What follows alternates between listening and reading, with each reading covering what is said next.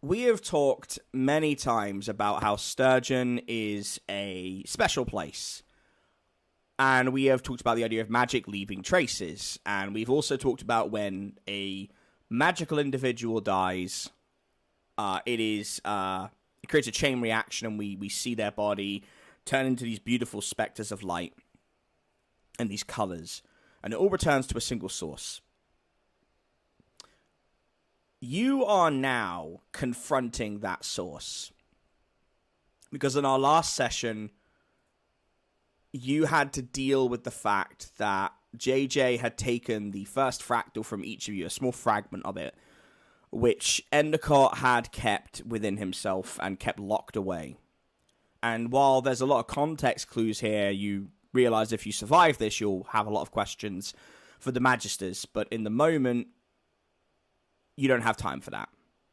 Because each of you is now face-to-face with the primordial entity that represents the wellspring of magic and power from which most creatures in Sturgeon draw from. It is a hulking beast which has the face of a lion, this gargantuan body that you're only able to see, I would say, maybe like the first quarter of as it emerges from the pit. And it is baring its teeth at you as JJ is embedded in the forehead. And it is a pretty uncomfortable sight. And before we get straight into it, we have to resolve something. And of course, as we have done many times by this point, that something is our darling Callista, who gave all of her energy into the last attack and ran the risk of her body, much like the Deathless can do, dying. And as a result, she has died.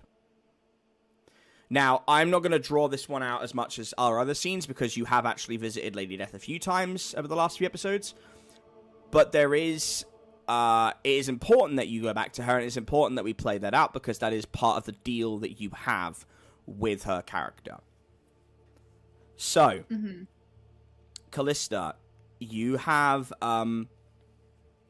awoken, and the first thing that you notice is that you are not in the garden at the end of the world. All I'm going to give you is you are lying in a small patch of soil. And if you want more, you're going to have to roll for it. Okay. Yeah, I think Callista, the first thing she would do is sit up with a start and look around. Okay. That would be a sharp roll.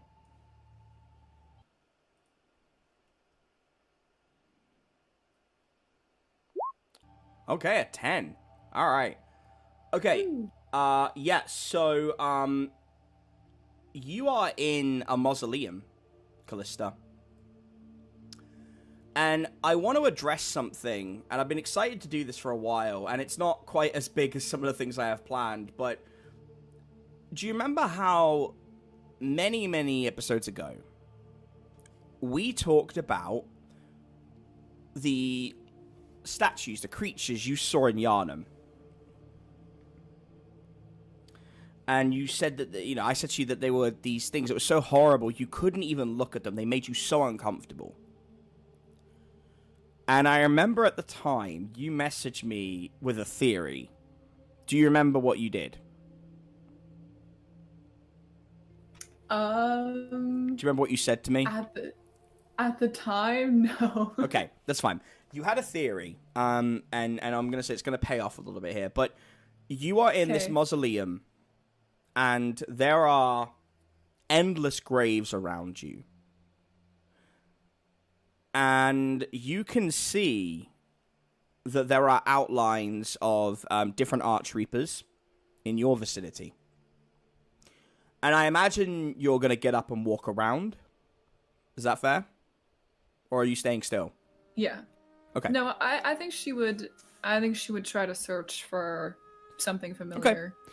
You start walking, and you're looking at the names in these graves, and some of them are like they're very Latin old names, and they bear inscriptions and names and dates that don't really mean a lot to you. So I'm not gonna go too heavily into them. But you carry on, and you get to an area where the graves are empty. And it's known as the what could have beens. And there are several graves dedicated to each one of the Nightmare Detectives. They are not filled, but they are there. Do you keep on walking, or do you inspect further?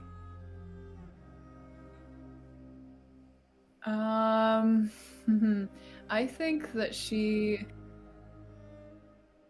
I think in seeing them, it kind of brings back this like long-term anxiety that is like settled in them that they haven't addressed in a little while now, but of that like death card that they got, where all the detectives were killed. And so I think they would stand there for a little bit and kind of just stare at them and I guess try to figure out why they're there, unless it's sort of just like a preemptive waiting for them to die to fill those graves. But what did your card say? Just to refresh the listener's memory. Right. It is in the character info in our Discord, if that helps. Yeah. Yeah, we have a whole little chat for it. A lot of what I am going through here is so important that I want to be very careful I'm not oversharing. Mm-hmm. Yeah, so the let's see. The death card, I think that's the one I was talking about. Mm-hmm. Yeah, it depicted Lady Death standing over the bodies of... I have written here several hunters, but I remember that Callista had a vision as well where, like, the detectives themselves were killed in various ways. Okay. Weeping under a black sun with a red circlet around it, bathing the entire image in crimson and something undefined happening beneath. And it says, "Nobody lives forever, memento mori." Okay. What is Callista thinking at the moment? I think there's a lot going through their head at the moment. I think they're still really overwhelmed by like the amount of things that are happening like physically with all the power that they just had to take on, and like the whole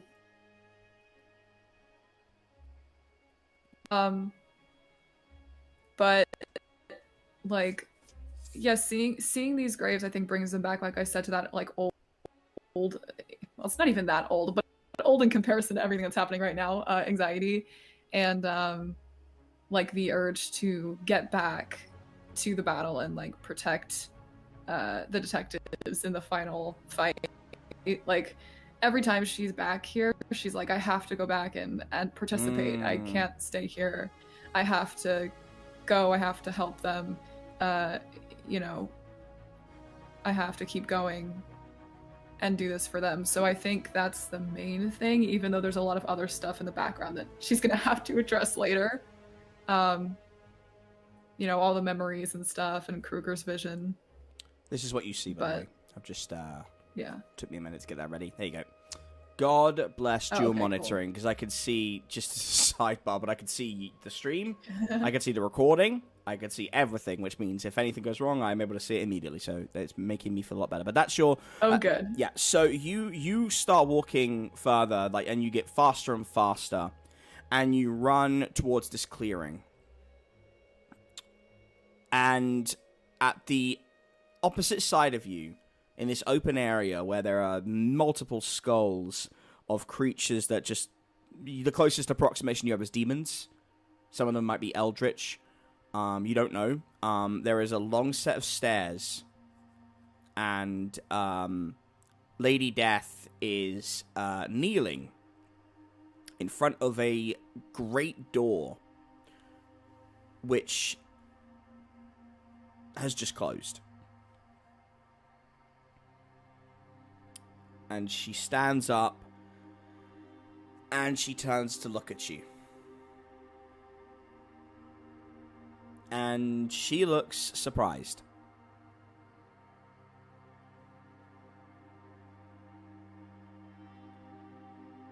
Okay. I think, like I said, I think Callista's still in that, like, panicked, I have to go back, I have to do what I was doing before mode, so I think she would just step forward and kind of looking around the room a little bit, but more so focused on... When you step forward, she immediately tells you to stop. In a pretty authoritative tone. Okay. Callista will freeze and say, "My lady, I'm sorry, I don't know what this is, but I have to go back." How are you here? What did you do? What? What was the last thing you did? Tell me. Oh, I don't know. Jericho and Jimmy and the rest of the detectives, we combined our powers to stop JJ. There's a lot happening right now, and it's all kind of blurred together, but I took everyone's powers within myself. I told them to. And I think I killed JJ with them, but I don't know for sure. She takes a step back from you. And I don't think you've realized what you look like at the moment. Oh, absolutely not, no. The light above shines on you, and you get a glimpse that your body is not in its archery form. It's not in its human form, and it's barely in its eldritch form. It is just progressively begun to twist to a point where you are not resembling a human being anymore. And you didn't realize it at the time, you are pulsating with power. And Lady Death kind of collects herself and says,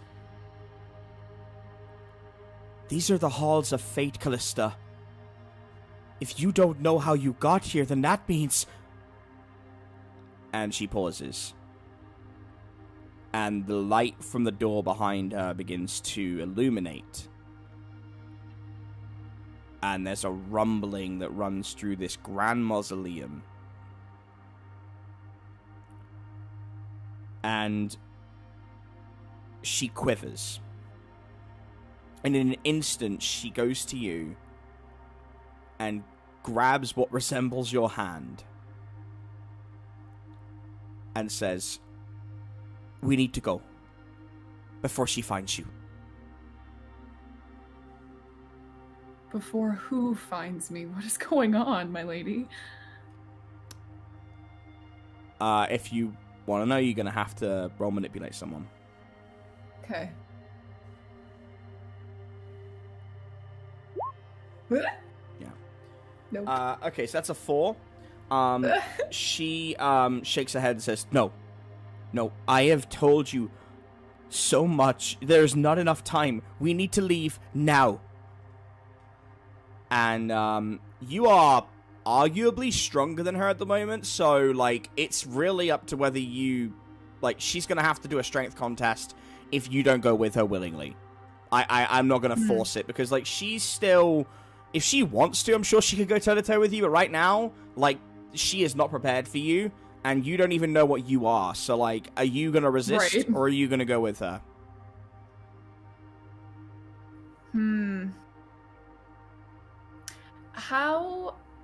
How in control of her, because in the past, in her eldritch form, Callista's had less control over her form, but also like her emotions and stuff. Like, how in control of those is she right now in this whatever form she's in? I mean, we could do a roll for that. That'd be cool. Fine. Okay. 11. Fuck. All right. Yep. Right now, you are very present. You are very present. Okay. You're in the moment, and your actions are your own. Okay. All right. But you can still. That doesn't mean you have to go with her. Just want to stress that. Yeah. It just means you have the choice. Right. Yeah. Well, I was just thinking, like, if she's not in control of her emotions, she would probably get, like, angry that she's not being filled in, or just, like, overwhelmed and panicked and would need to know more. But I think if she's in control of herself, she trusts Lady Death enough at this point, and she doesn't know where she is. Like, if she resists, she's not going to know what to do next. Anyway, so I think she has enough sense at this moment to just go along with it for now until they're in more familiar territory. You are immediately taken through a series of halls, which, had we more time, it isn't in that world, perhaps we would extrapolate on it, but we don't. You sense that it's important, but you are whisked outside to the scene that I've just put into Roll20. And the moment you come outside, you see there's a red sun. And, I don't know how... I don't know how you feel about that.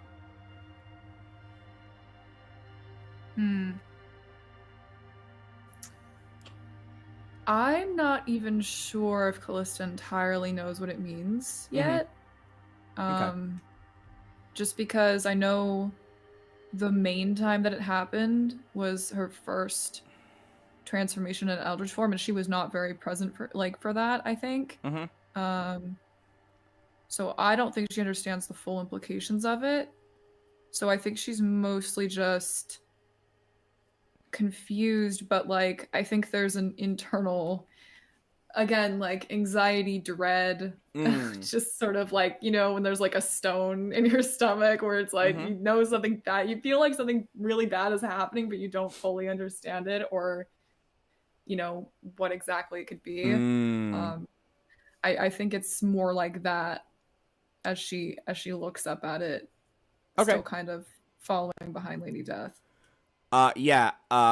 She is panicked and she is trying to move you guys over to the garden at the end of the world. And you hear a voice calling from the darkness behind you. And it says, "Now, Lady Death, you weren't hiding this one from me, were you?" And Lady Death's grip on your hand grows very, very tight. And do you know the feeling that we as humans get when you feel like there is something like in the bushes, like an unknown predator eyeing you up? Like it's that instinct that runs through every human being when it knows that it is being preyed upon. You have that right now, And I don't know necessarily how Callista would sort of respond to that. But that is what you're feeling as the individual belonging to this voice starts to make their ascent up the stairs towards the little because you just come out of a mausoleum, so you're standing up by a pulpit, like a triangular pillar, like in the picture. Do you look at her, or do you keep your back turned?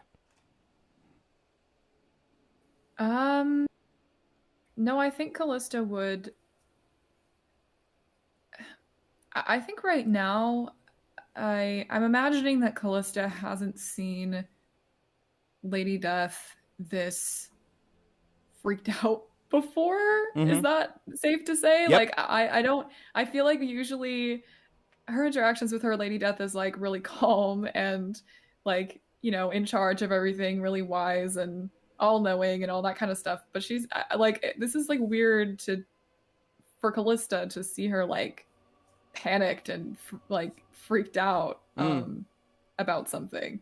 So I think Callista, and the fact that she feels like kind of preyed upon at the moment, like I think her instinct as a soldier, as a warrior, is like that there's an enemy that she should be like defending against or something. But the fact that Lady Death is scared of her is like also makes her feel like she needs to leave. So I think she's very conflicted at the moment, but I think she would turn to look, at least, to try to figure out what it is she may or may not be fighting against, or Okay. trying to defend against, or whatever she needs to do. Okay. She does not want to keep her back to it, that's for sure. She doesn't want to be vulnerable to it. Give me another cool roll with a -1, because you meet Lady Death's eyes, and it's like a scared parent. She does not want you to turn around. But she can't say that. Yeah. And while you're rolling... Okay, 6. Yeah. All right, so this is what happens. Lady Death is talking and says, No, All-Mother, I would never conceal anything from you. And you turn, and you are immediately brought to your knees. And you are terrified more than anything else. It's a weird feeling. Looking at Amos, you realize power.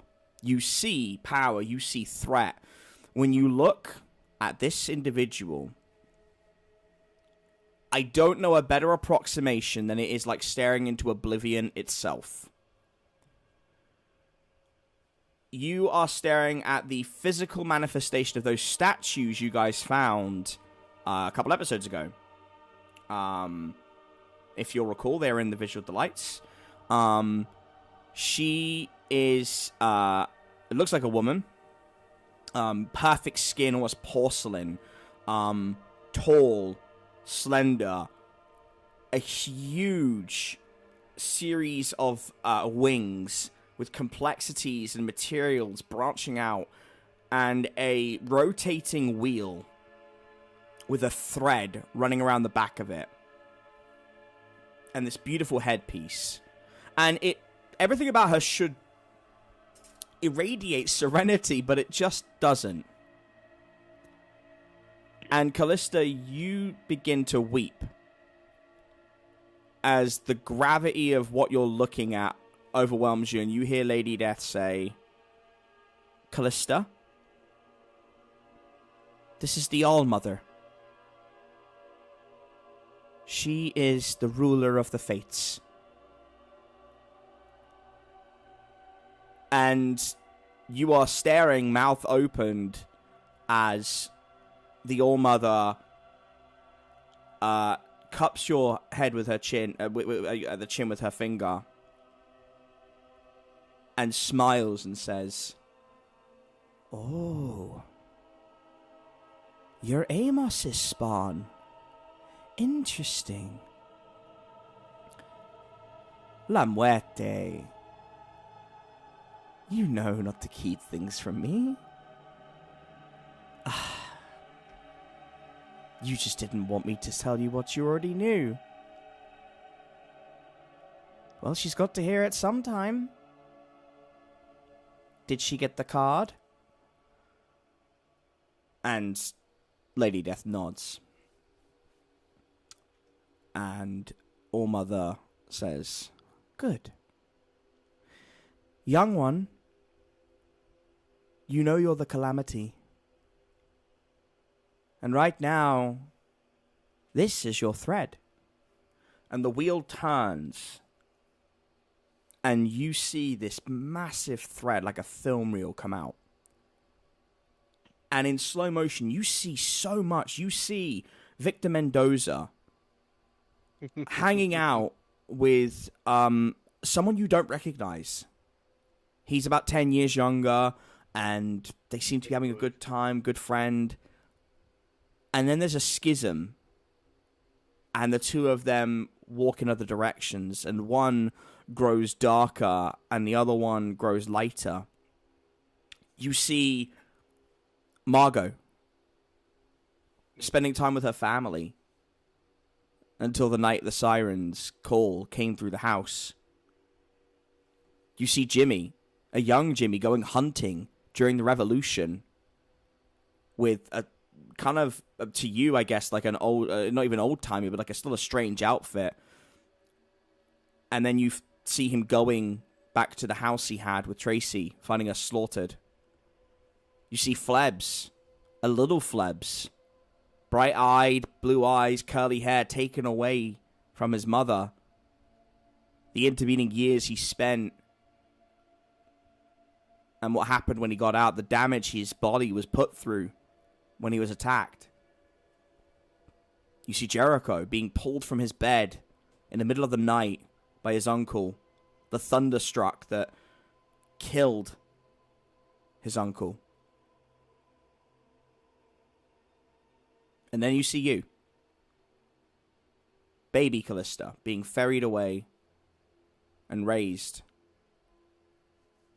and cultivated and looked after. You see the gap in your memories, the fuzziness as you went to war. You see more fuzz. You see the time with Paula. Then it skips ahead. It skips a lot ahead. And you see that thing you've been terrified to see. A monstrous, even more monstrous version than you're already now. And as you look at your body, just as your eyes just cast down, you see it's all being stripped away from you. You are literally being rendered naked and vulnerable and human. But what you're seeing on the reel is the fully realized version of you. The version Amos wants of you. You are screaming. The sun is bleeding. Sturgeon is bathed in dusklight. And everything is dying. And something new appears. In the arc of the light, the camera pans up. And we see it unlocking a portal. And each of these void creatures begins to spill through alongside the demons.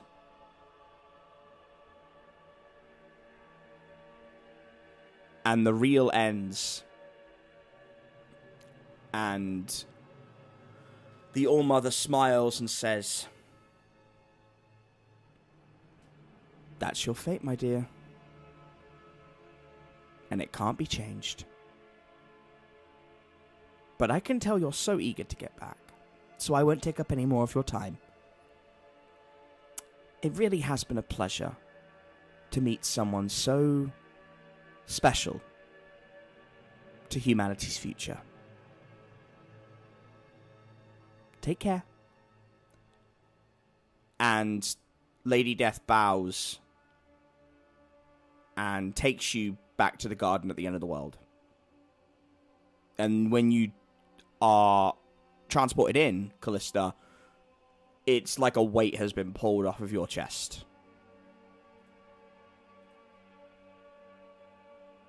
What do you do?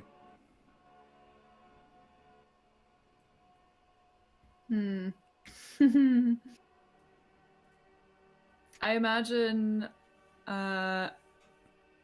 there's still like tears running down her cheeks. Mm-hmm. As she kind of like follows Lady Death in. And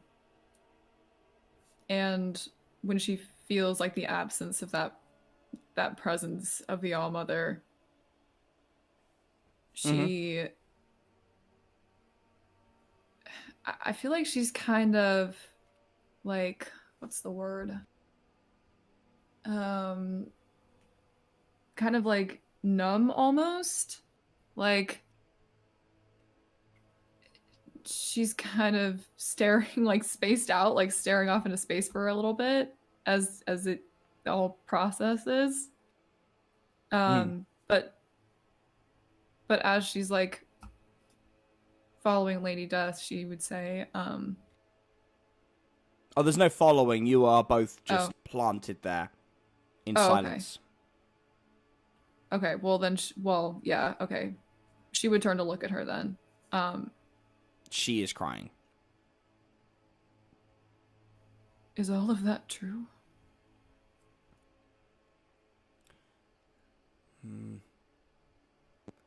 She nods slowly, says, "The All-Mother's never wrong."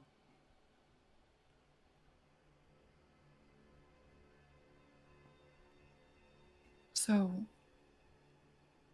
this whole time, I've been with the detectives. How long have you known? I think you need to roll for that one. Okay.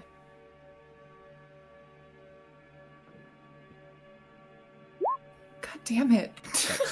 Getting so much experience today. Yeah. She says, I just found out the same time you did. I always knew something was there. But I don't share the All-Mother's opinions on fate. And frankly, I don't think we have the time right now. I did not want you to see her, because I knew what it would do to you, and what it would do to me. And she knew. She knew you were coming back. Because she gave me this. And she holds out a golden thread. Callista, if you want to go back, you know how this works. You want to go back quickly, and you need to give something up. And I'm willing to bet that you need to go back quickly. I do. Then I need you to cut this thread.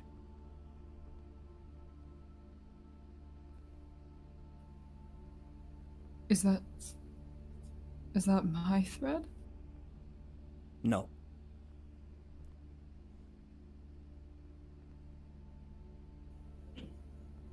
So, cutting it, I would be separating someone from their fate. That's the best case scenario.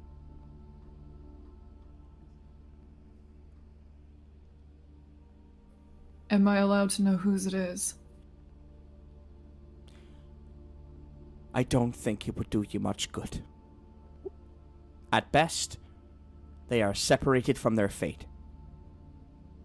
At worst, they will be coming here.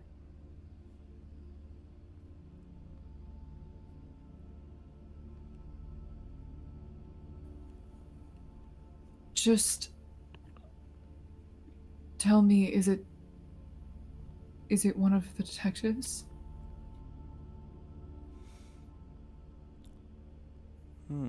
I guess that would be another manipulate someone, right?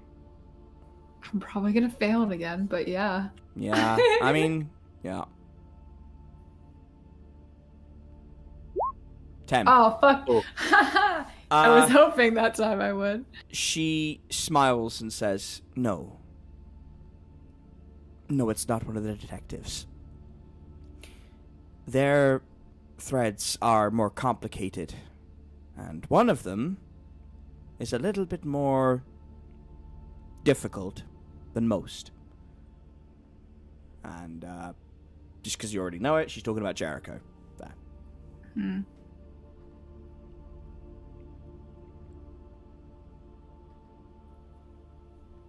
Then why is it important that I cut it? Because you want to bend the rules. You are deathless. And there are processes and rules we go through, traditions.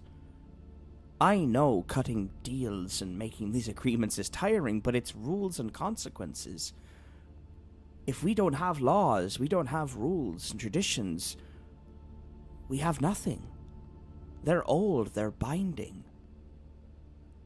And to break one, there must be a consequence.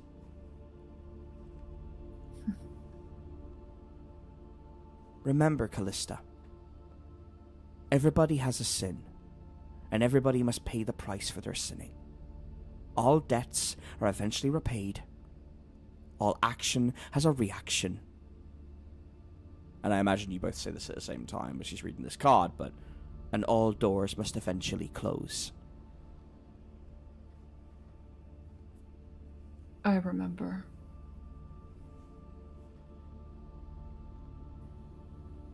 All right. What do I cut it with? Just your hand. And she instructs you to put your hand out in a chopping motion. Yeah, Callista will kind of look at the thread for a few seconds, and then she'll like take a deep breath and then just like do it. Okay. When you do that, the light in the thread fades. And she looks very sad, but understanding. And she says, okay. We'll send you back. And Callista, if it's any consolation, that thread was already weak.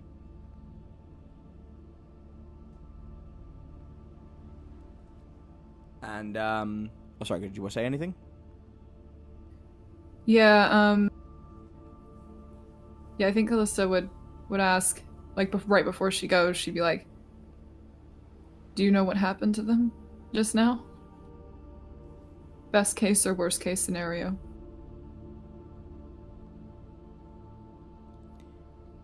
She...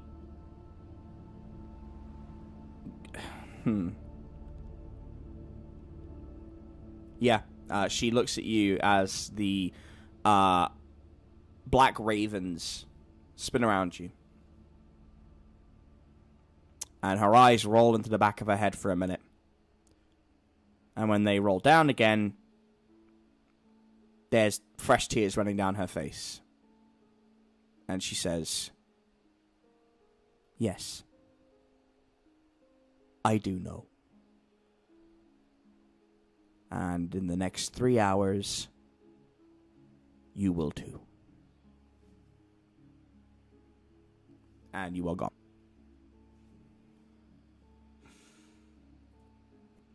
That was... Okay. That was a lot. To the rest of our group, I did not expect that to be 30 minutes. I apologize. That was very important context, but I apologize for keeping you all waiting there. With that, Let's do it. we're fine. Yeah. Well, you know what? I start a joke. I deserve to be the butt of it sometimes. Okay, gang. Oh, that wasn't the old man voice. That was the holding back tears voice. I was gonna say like that was really fucking stressful. Oh, okay. Well, there's a lot to unpack, and I'm sure our end of session call will be a rife with that. Callista, we're going to resolve you in a minute. So in real time, what has just happened is Callista's body is not viewable to all of you because of the rubble, the noises coming up. You now have JJ, rising from this this massive hole in the ground as he says, "Ladies and gentlemen, it's time for the final act. This is the true first fractal. Let the show begin." And for the final fight of the Fractal Hunt, I need all of y'all to give me a sharp. Including me? Yes. I'm going to roll as JJ for this, just to make it a little bit easier on myself. Wow, gang. Jericho Branch didn't get a good sharp roll? Huh? What world are we living in? Now, Luce, could you do me a favor and put everyone's sharp rolls in the Hunters chat so I've got them handy, please? Yeah. Thank you. Did we lose Amy? No, I'm going to do that for her now. Okay.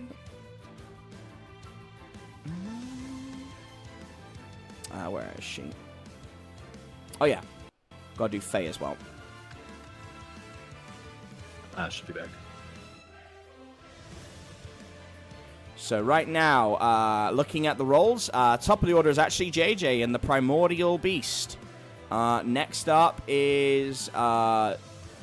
Taylor, Flebs, with a 9, Callista with a 9, Jimmy with an 8, Jefferson Steelflex, Victor Mendoza with a 6, and Jericho Branch right at the bottom. Wow. Let's just see where Faye fits into this. Oh, Faye at a 2. Jesus. Yeah, she did not roll well. And let me get Fala. Oh yeah, that was a tough roll. Oh, whoops. I'll do that again. Sorry about that. Come on, Faye, you got it. Let's do that again. Oh yeah, it was a tough roll. What am I doing?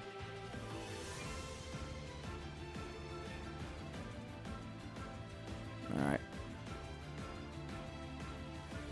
6. Okay. God damn it. That's not so bad, though. That's not so bad. Better. That is better. It's better than Jericho Branch, so, you know.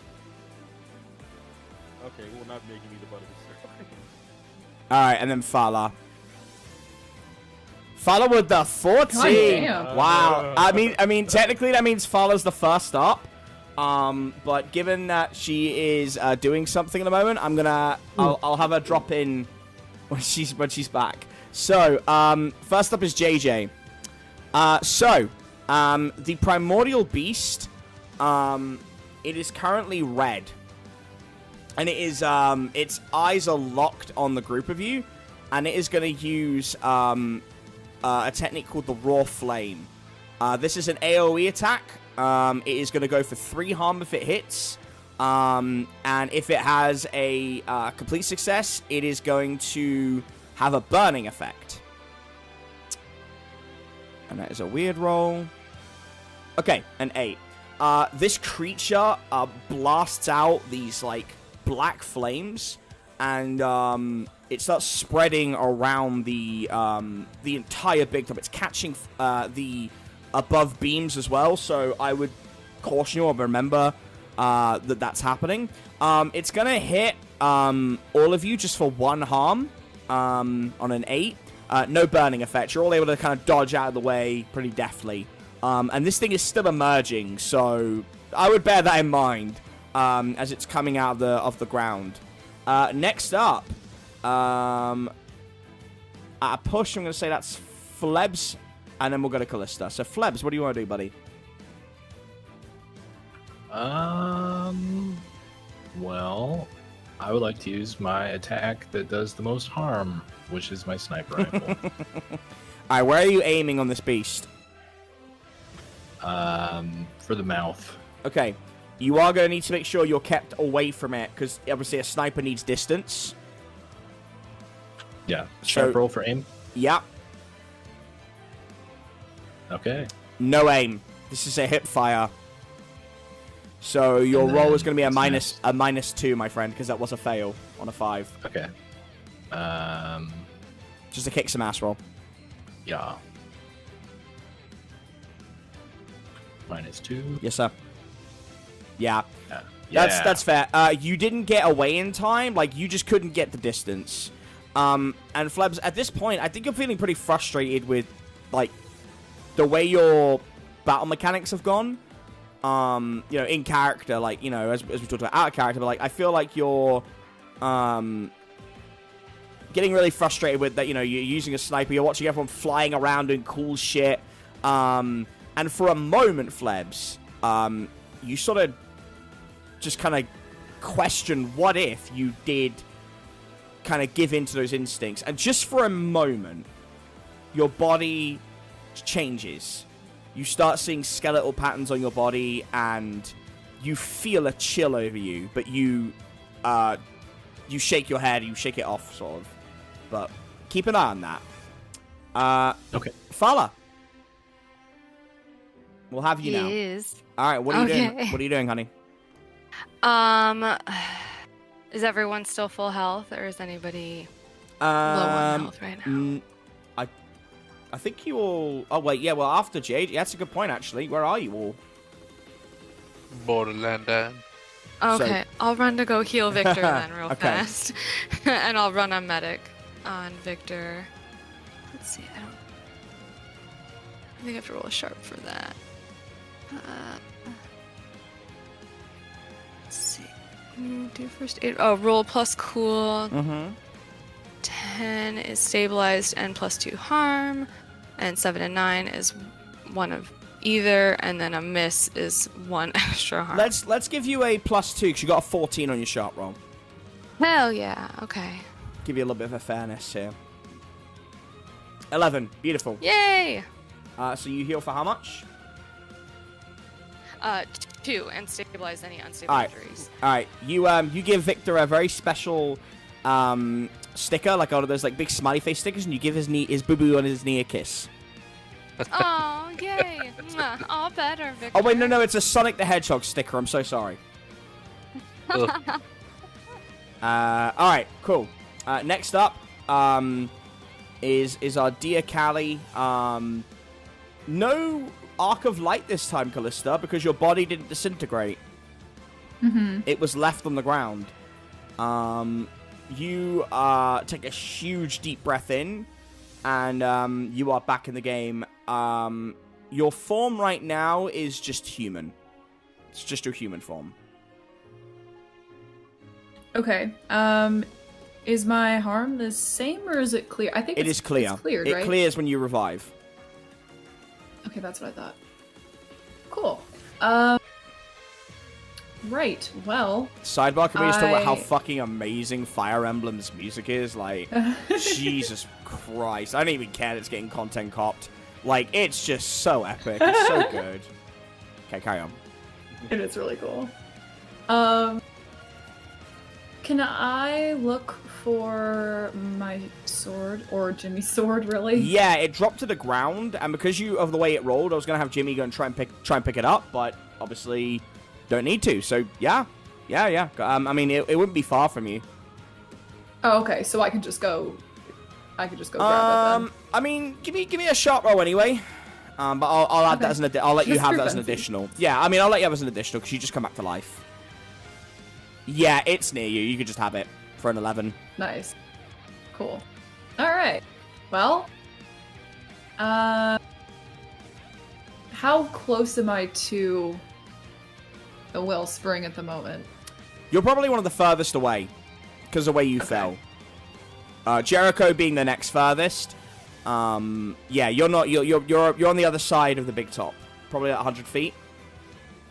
Okay.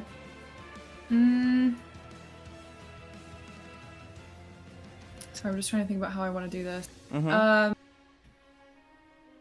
I think I'm going to...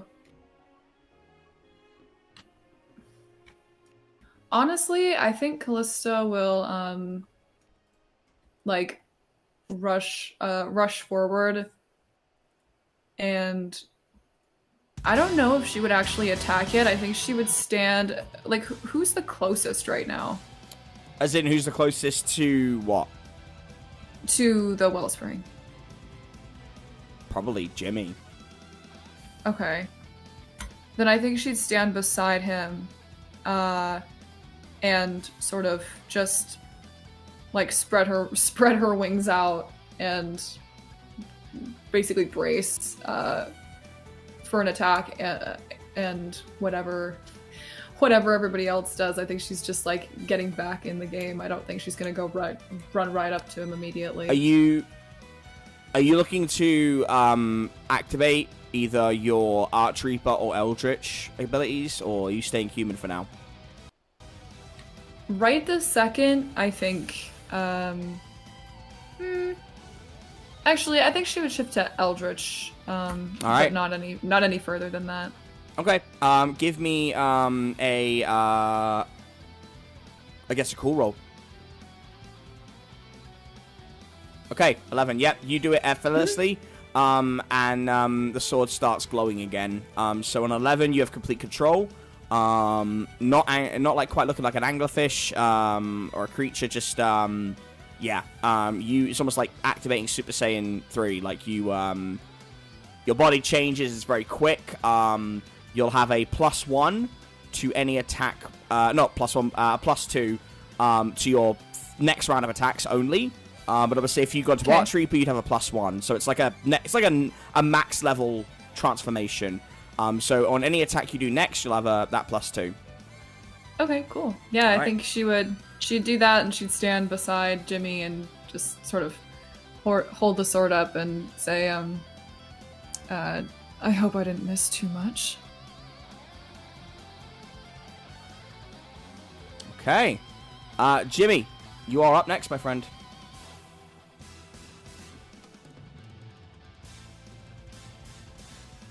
Jimmy would like to kick some ass. All right, let's go. Okay. What do you want to do specifically? I'm just gonna use a claw attack with my new skill that I have. You know you're in human form, right?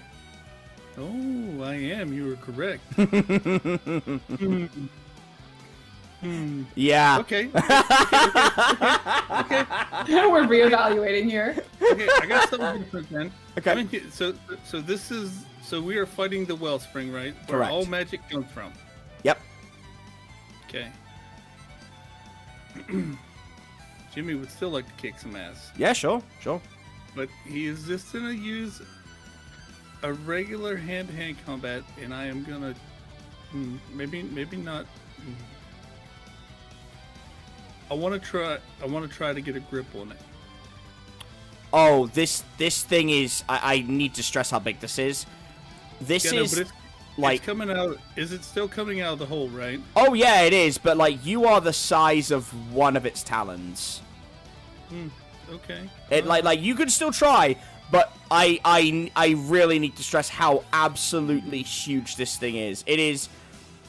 Like, it is the same size difference as like an ant to a human. Alright, Jesus. Yeah. Fuck it. It's the wellspring of all magic. It's a big boy. I'm gonna still roll kick some ass, and I'm just gonna punch it. You know, you could try to take the sword from Callista, right? Yeah, I'm standing right next to you. If you want to do something with me, I'm here. Let me, you know what? I will try to take the sword from Callista. What do you want me to roll on this? Is this gonna be? Wait, are you trying to like just forcibly take it? Do you wanna ask? No. My thing is that it is like we was talking before the session started. It's full of eldritch energy, right? and I don't know if I can wield the sword. That's why I was asking. Because I figured Callista, if I asked Callista, she would hand it over. Yeah, she would. I'm sure. I just don't know if Jimmy will be able to wield the sword. Well, we're gonna find out. Take it, and then give me a tough roll first. Tough roll coming That's up. gonna see if you can bear it. Okay, on an 11, you can bear the weight and the power. Now give me a weird roll. Right. God damn. Here's what happens. Jimmy, when you take the sword, which I think I had a different name for it before, and I was gonna be like Persephone's Tears or something like that, right? But I think I said I wasn't gonna name it that. I'm gonna call it the Blade of Asmodeus. And Jimmy, your body changes, and for the rest of this fight, and this is gonna shock Callista, you take on the form of a demon general. No shit. You are taking on the visage of Asmodeus, the Prince of Demons. Because that eldritch energy, the only other thing it would approximate for you would be like an eldritch being, which is beyond human perception, and that seems a bit wasteful. So we're gonna put it to the next closest thing, which is demons. So, with that sword, you get back the same sort of strength that you had as Sasquatch Jimmy. You are bigger. You have the black flames around you now. And moveset's going to remain the same because it'd be too complicated for one fight. Okay. Alright, so now give me the kick some ass roll with a +1.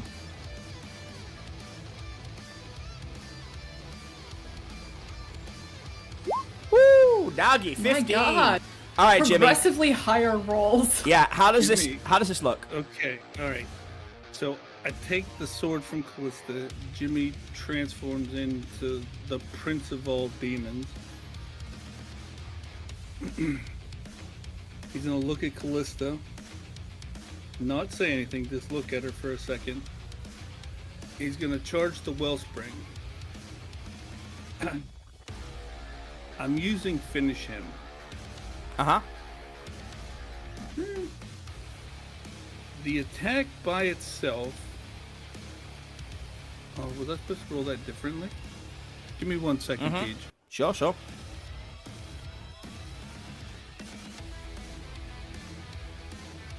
No, it rolls the same. It rolls the same as kick some ass. It rolls a tough roll. Okay.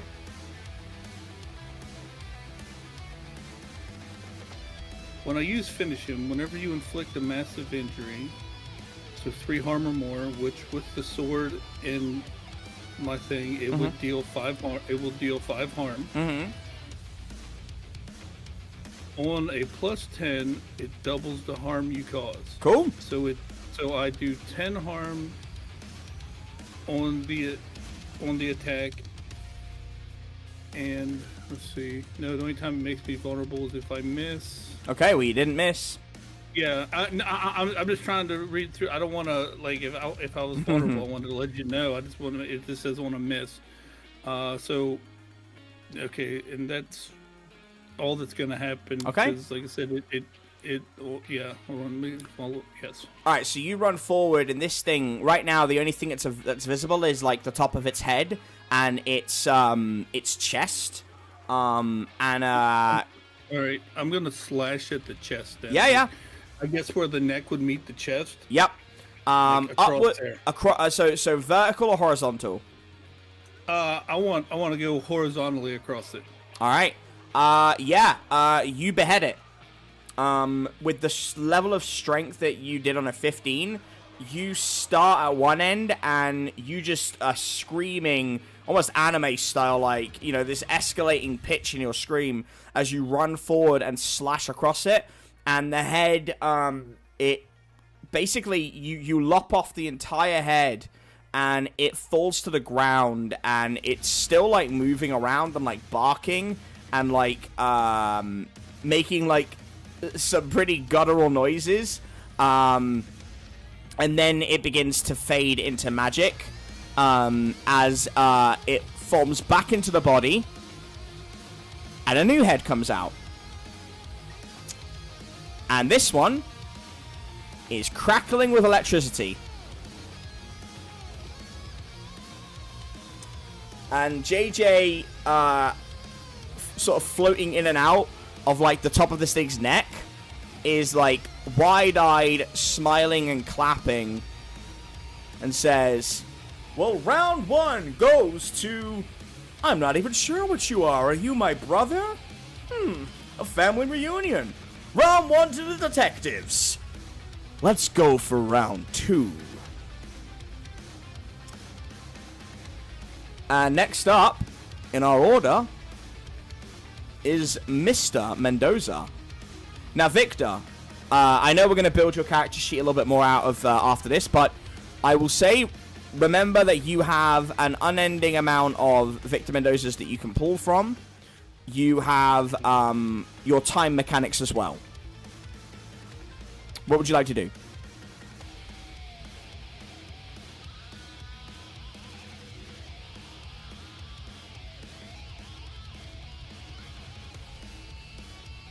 Victor. What up? What up? Did you hear what I said? I have my music set up way too loud. Can you repeat that? Okay. Bad audio. Alright, I said it's now your turn, and remember, you have, an endless amount of Victor Mendozas you can use. You have the portals, and you have the time mechanics. So, what would you like to do? There's now, so the fire head has been lopped off, and the electric head has come out. I'd like... might be too No, go ahead. Honestly, I mean, Jimmy just took off a blade, became the Prince of Demons, and lopped off a head. I don't think there's such a thing as too much. I'd like to summon several Victor Mendozas, and we all use our revolvers to aim at a different head. Oh, there's only one head now, but you want to aim at the same head, different parts. Yep. Okay, alright.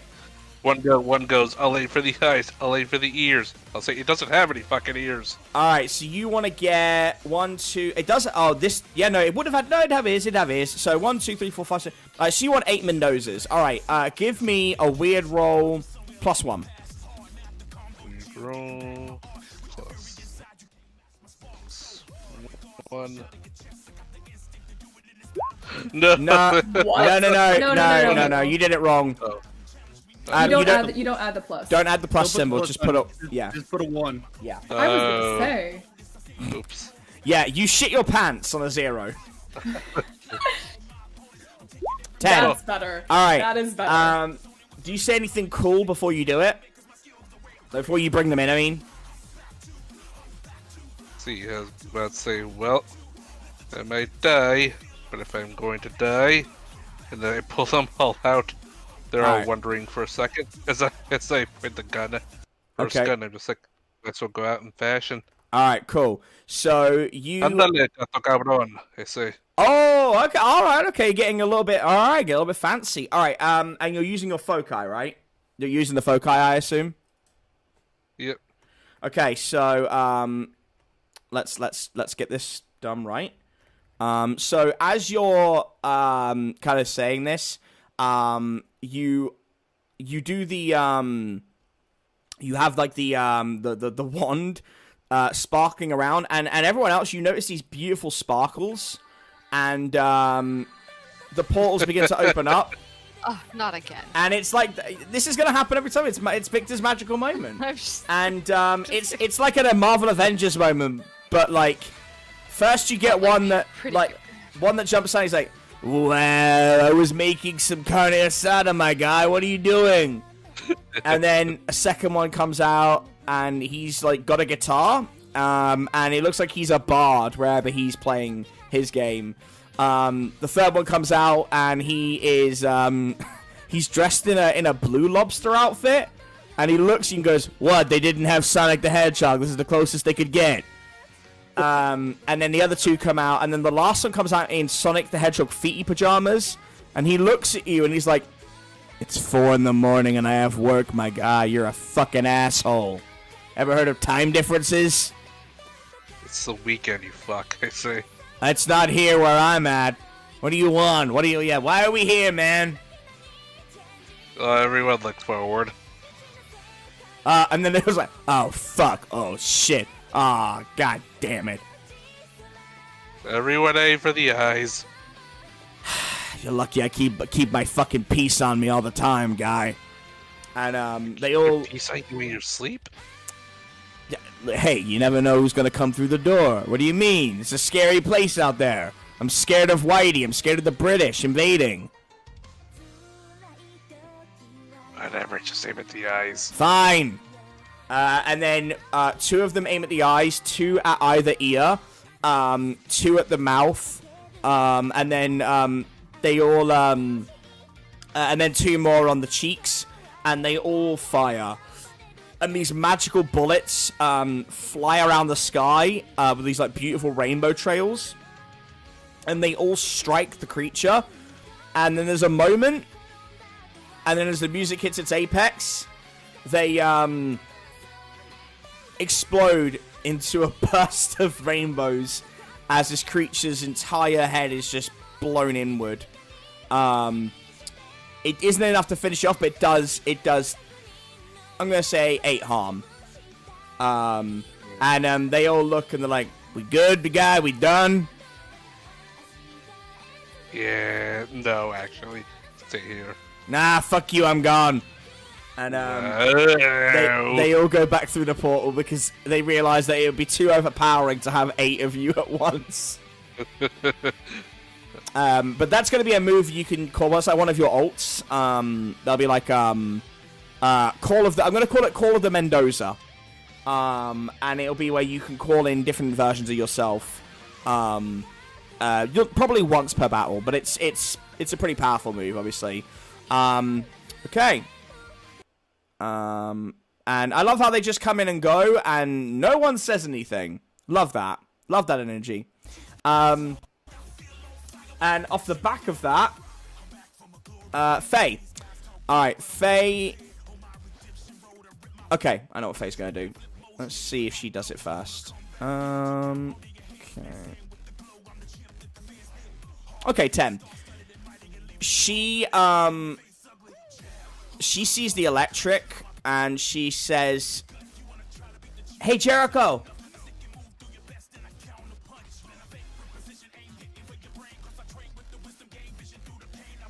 Jericho, do you think you can reattune yourself, buddy? Possibly. Yeah, I need a little bit more enthusiasm than that if I'm gonna do this. Woohoo! Yeah, I Jericho Branch and reattune myself. Woohoo! Woohoo! That happy? Yeah, that good enough for you? We're in the middle. Sorry, Do you see what we're facing? Right? Are you? You're right. God. I'm apologizing ahead of time. You think you can reattune yourself? Yes, of course. Callie, do you trust me? I do. Okay. Which attunement? Okay. You'll see. Guess, that's fine. I'll guess. She envelops her body in an aura, and she elevates to the advanced state that you know you can do with electric, Jericho, but hers is water. And she floats forward and covers the entire head in water.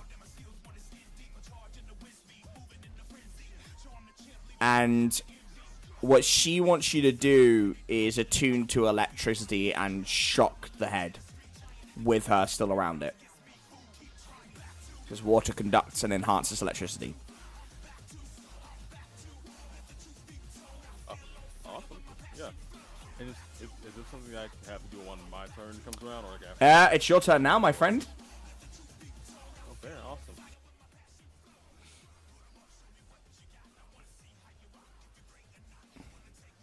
Sorry, how we said attunement works? It'll be similar to Callista's Eldritch maneuver, I think. Insofar that you would do it. Or is it not a roll? It would be like I mean, like, hers is a cool roll to like figure out how long she can handle it. You're attuning, so that's just a straight weird roll. Got you. But you're gonna have a +1 advantage anyway. Wait, yeah, there you go, 10.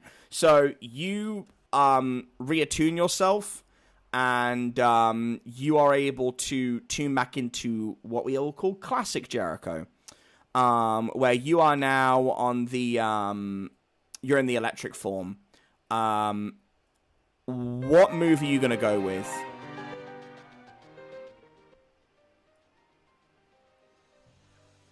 I think I will do the fractal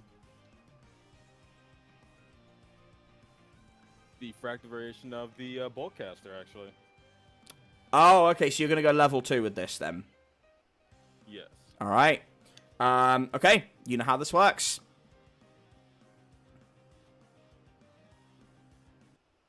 Do I have that +1 still, or am I? I'll give it to you. I'll give you the +1. I'm trying to think what the right music for this would be.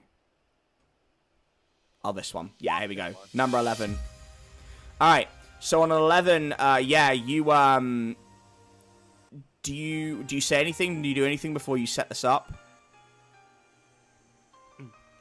Besides the plates of the metal arm, again, like folding back and kind of revealing like a kind of electric like little spinny like six barrels underneath it. No, not really. I think Jericho will just kind of calmly walk up and like level the arm at this water sphere that Faye made. Yeah. You take a knee, very Mega Man style. And Victor almost feel like looks a bit jealous because like he kind of had his Mega Man moment, whereas like you let the energy build in your right arm as the plating around your prosthetic falls away, and yeah, you let it charge. Jimmy and Callista, they see, and Victor, they all see and get out of the way, just in time for you to let loose the blast, and obviously it's a short fall blast, doesn't last very long, probably about like 5 seconds, and once it's over and your arm reconnects itself, the blast is bouncing around that sphere.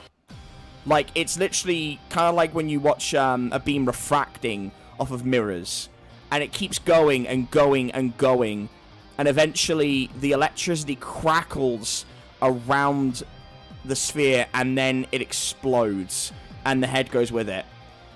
And Callista, you see Faye reform her body, badly electrocuted, as she flies into a nearby pillar and breaks it.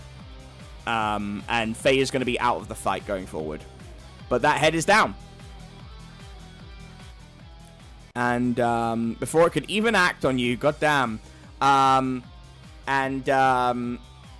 Again, but there's no pieces this time. Like, it's just gone. And this body now starts to rear out. So all of you are going to have to take a bigger step back as the remainder of this, well, as much as you can see of this creature is coming out now. And as it fully emerges, you see 2 more heads reforming at the front. One is green, the other is red, and at the back of it you see there's one final head on the tail end. And JJ smiles and says, "Oh, I guess I have to give it to you. Round 2 to the detectives. But I think we could still make this interesting. One final round. All the marbles."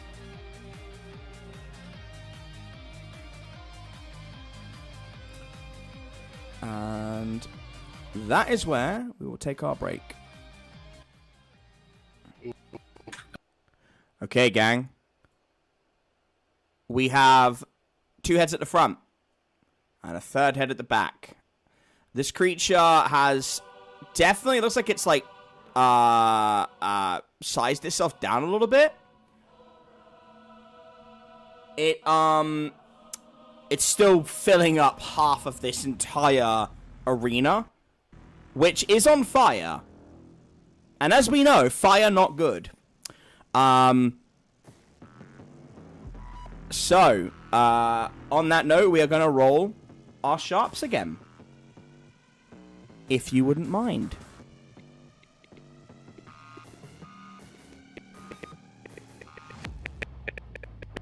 Ooh, yep. We went the whole session without it cutting. Wow. Alright, well, it seems to have done itself. Yep. Alright, gang. This thing has just crawled out. It is taking up most of the venue. 3 heads. And it is time for us to roll initiative one more time. If you'd be so kind. That was all I said.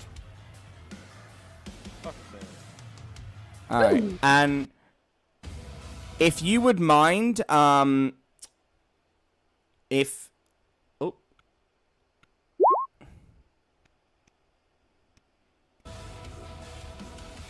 Luce, if you would be so kind, do the initiatives again, please.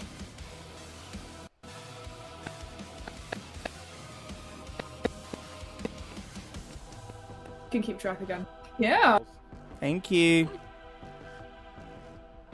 We do JJ.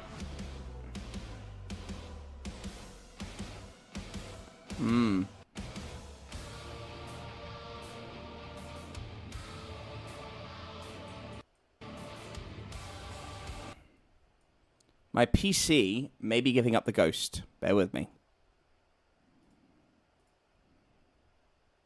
Okay. Alright. We got most of it.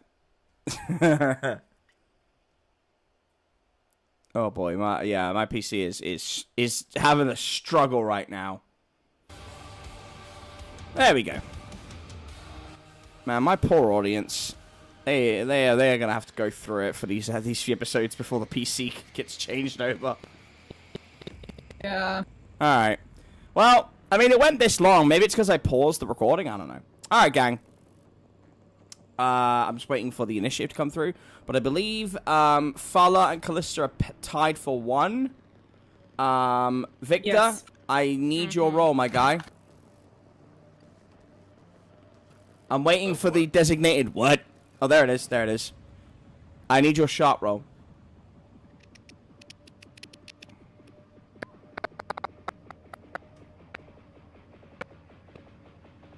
Sharp roll. Oh, man, that's No, so face bad. It's so bad. Alright. Alright. Alright, we're taking the stream down. There we go.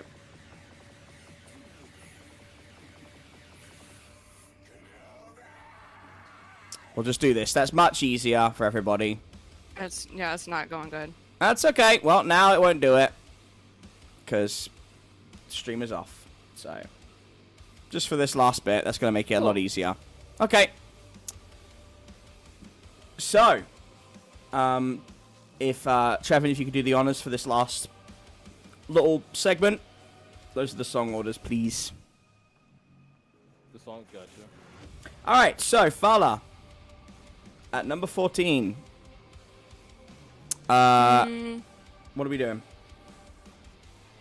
Fala's gonna first look around and see if anybody's injured enough to need a medic. How's everybody doing on health?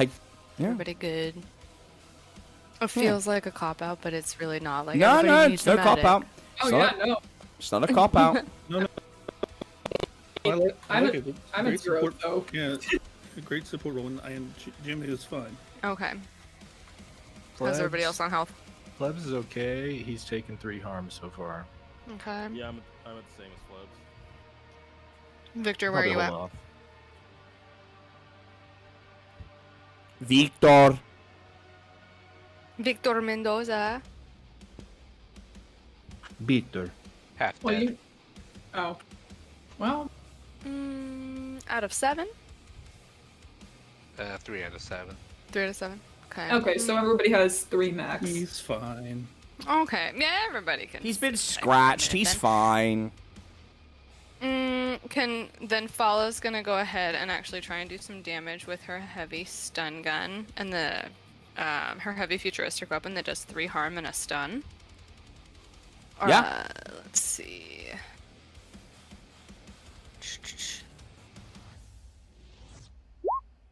All right, 7. Oof. Okay. Yeah. Now you were trying to use the big weapon? Yeah, that's pretty much the only like effective weapon I have. I also have this small futuristic dagger thing. Which head were I've got a you? large... Sorry, which head were you going for? I guess technically whichever one is closest, but I guess I don't technically know which one that one is out of the. Well, you've got 2 in the front and 1 in the back. None of you are going to be near the back head. So you got the green head and you got the red head. We'll go for green then. Okay. Yeah. So you hit that. How much harm does that do? 3. Yeah, you hit that for 3 harm, and it opens its jaw, and like it effectively it's like a it like dislocates its jaw, and this huge sphere begins to form of like air, and it condenses down and down and down until it's tiny, size of a football, but it's very densely packed and white, and it fires, and it's going to strike you in the stomach, and it's going to send you flying to the back of the building. It's going to do 4 harm. Ah, crap. Ow. Yeah. And JJ says, "Strike 3, you're out of there! You all think you know exactly what's right and wrong. You think you know what you should be doing. You know nothing other than the strings attached to you by your puppet master." Next up, Callista. My turn, right? Mm-hmm. Nice. Okay. Well, let's see. I don't currently have a weapon, I think. You can take the sword back. We just keep trading off with the sword. If you, no, you can't. Well, I don't think I okay, can, let me no, put it that's this fine. way. If you take it back, Jimmy, that's it. You no access to anything magical. You won't be able to get it back again. Well, in Eldritch form, I've kind of been doing something like a claw attack. Can I do that? Sure. Okay, well then I'll do that because yeah, I don't think there's anything else I can do. Because I did give Flebs. Yeah, I gave Flebs my shotgun. So yeah, I'm weaponless at the moment. So yeah, I'll just do that. That's fine. Okay, which head? We had some damage to green. Let's spread it out a bit and go for red. Okay. Actually, wait. I take that back. Sorry. I'll go Okay. for green because I want to take one out. Okay, I want to alright. take one out so that we're not being fired up from multiple things. Okay. Sorry, let me roll that.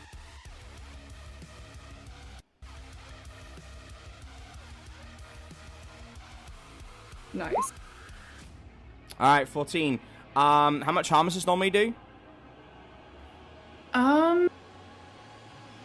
I don't know if I technically have one for the claw. My blades usually do 3, so either 2 or 3 maybe. All right. I'm gonna say you do 4 and a 14. Okay. And how does this look? After JJ's monologue, this is the main thing I want to do. Is Callista was kind of standing back with her wings spread out, and she charges forward, like full pelt, just leaps into the air, flapping her wings, and just like slams her claws down against the like snout of the redhead or of the greenhead. But I want her to say toward JJ, like, as she's doing it, "I can't wait to shut you up." So, are you holding on to the jaws? Like as like you do this move? I kind of imagine her like slashing the snout with her claws, and it like has the, you know, like eldritch energy embedded in it. And then she kind of but like she kind of drops straight down after that, like she lands right beneath it. Okay. Yeah. That head is looking pretty bad now. It is not looking great. I'll say that much. Okay. Next is Mr. Taylor. Okay.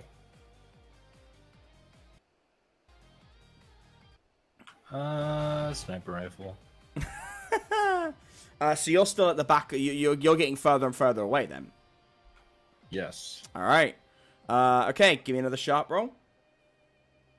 I'm aiming for the mouth. Which one? The green one. Okay. Okay. All right. So you got the steady aim. Roll kick some ass.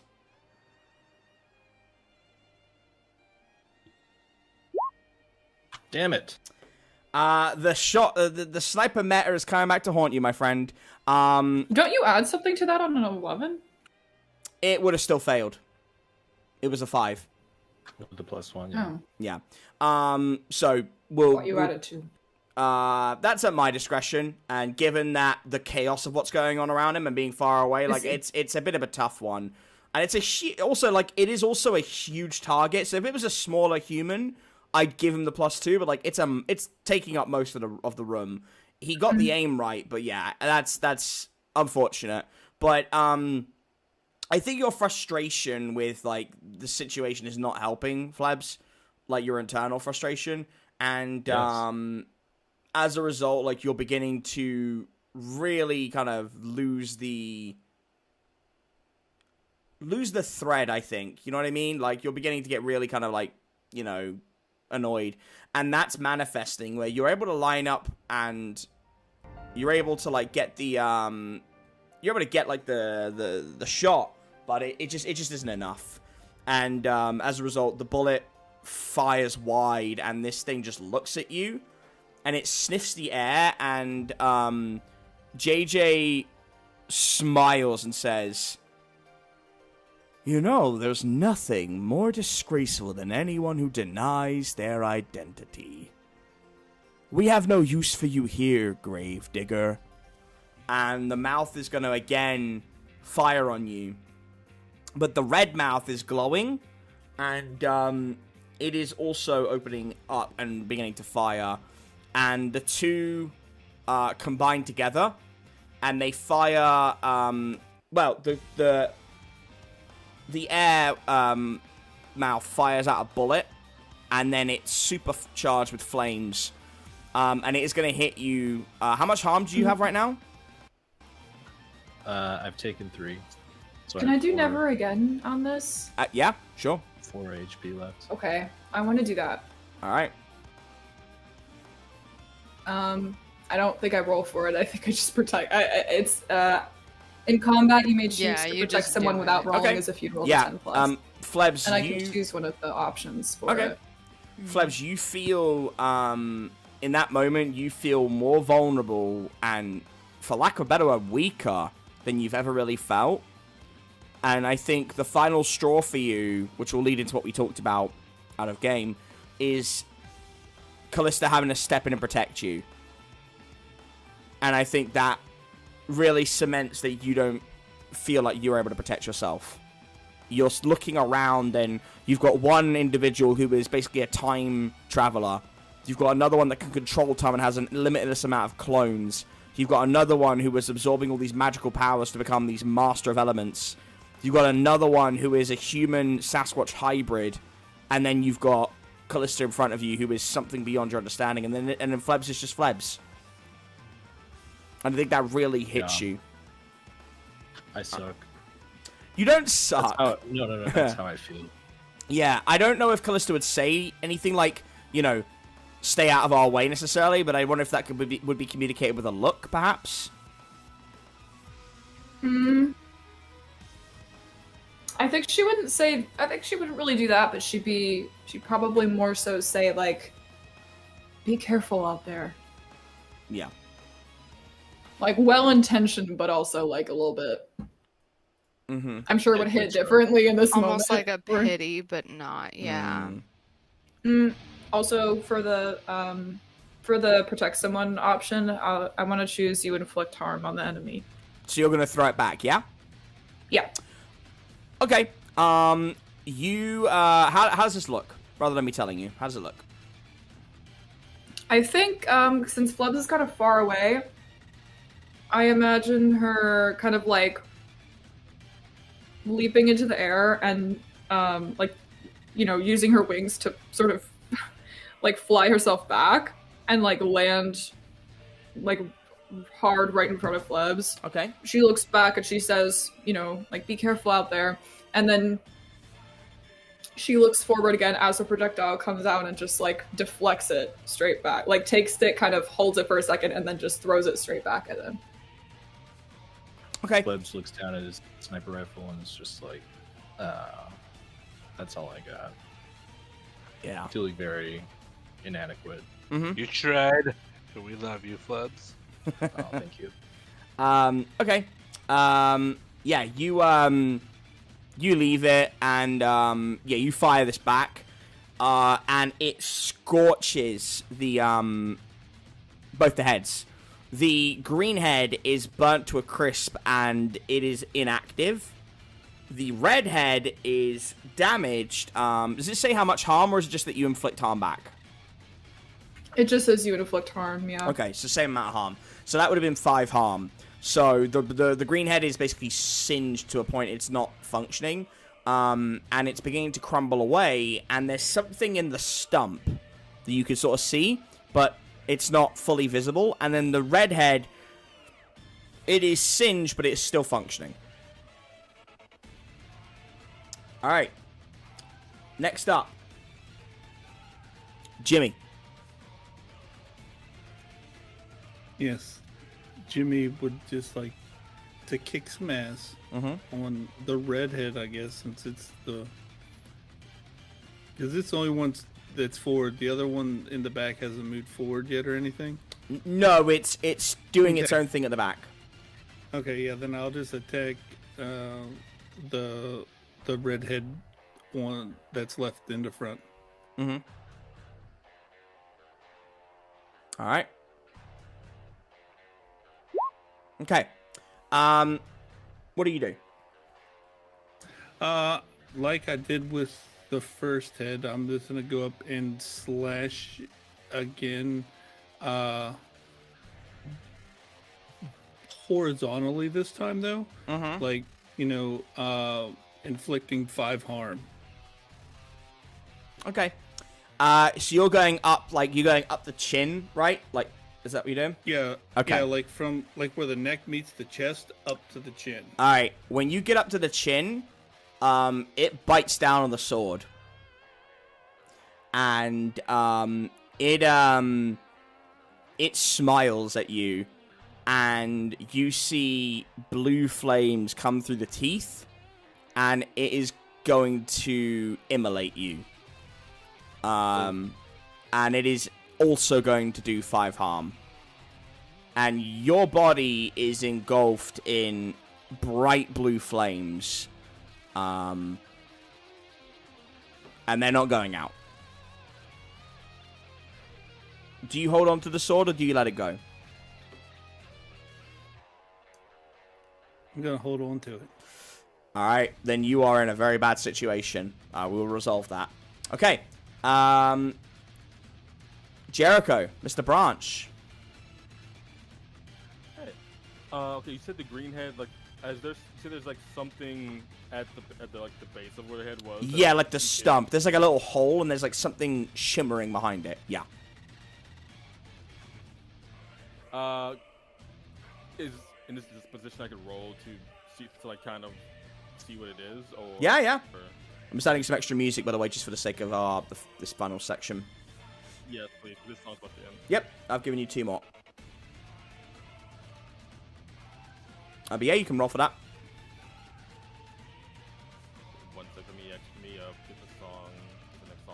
Yep. Awesome. Investigate a mystery, weed, sharp, weird. Probably sharp. Would you like me to roll for that? Sharp. Okay. Yeah. And you're just gonna ask a general question. Make sure. Yeah. Ideally, Jericho wants to see if he can identify what is like that. What is that in the stump? In the stump where the head was. So, when you look at the when you look at like closely at it, you can see that it is like almost like the core. It's like pure magical energy. That what the thing that is moving and functioning this thing, and you can see it's actually the first fractal's core energy, and you know instinctually as a fractal that is how you are to stop this thing. You need to do the ritual on that creature that you have done on other people. You need to get it out.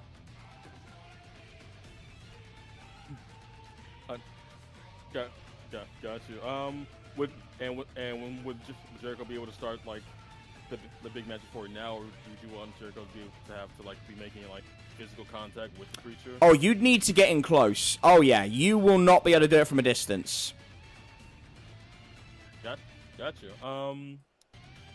Can then, and also is like the JJ part of the head, the body, like the top, like still visible, or is it kind of like it's sunk back down into that core? Got you. Right. It looks to you like he might be one with the first fractal. Then can Jericho moving closer using magic, specifically using like the ability to do something beyond I think it's human. Yeah, human limitations. So you want to use the what I call the God Step. So you want to use the electric to speed yourself. Yeah, it's like you reduce some self lighting, like it has like flash speed. Yeah, basically like Killua from Hunter x Hunter. Yeah, sure. Yeah. All right. So given what you want to do here, I'm gonna give you a +1. As part of what Endicott said to you reverberates in your ears. Not all of it, so we're saving that. But the first 2 words he whispered in your ear as he hugged you in that memory was, "Go beyond."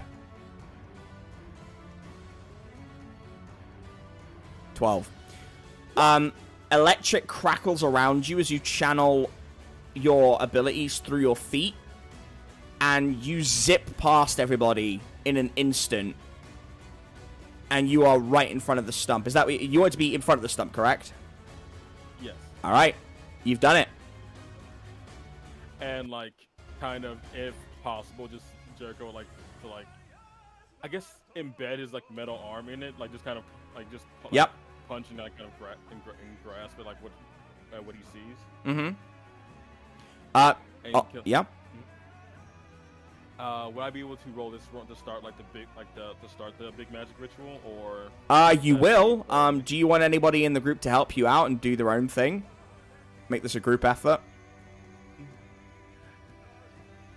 If anyone wants to, like in the moment, I'm more than welcome to see what happens. I don't think Jericho's in this moment outright thinking. No, that's fair. That's fair. For it, but like, if anyone wants to, like, I am so here for it. Well, I don't know if we would know exactly what you're doing if we don't hear about it, you know? I feel like Callista would assume that you're charging up like an attack of some kind, like before, I think.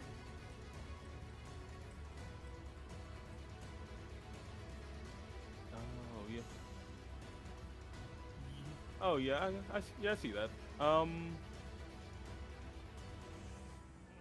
think in the moment, of like how fast things be moving for Jericho, he wouldn't quite articulate it. Like what his intent was. Like instead, it's like he thinks that okay, this is a chance to maybe like end this like right now. Okay. Yep. Then in that case, then for now, it's just you doing your thing, and then if anyone wants to step in after, then potentially they can. But yeah, give me the roll.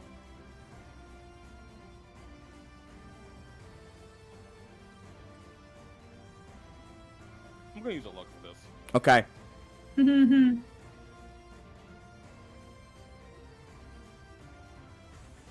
All right. Well, there you go.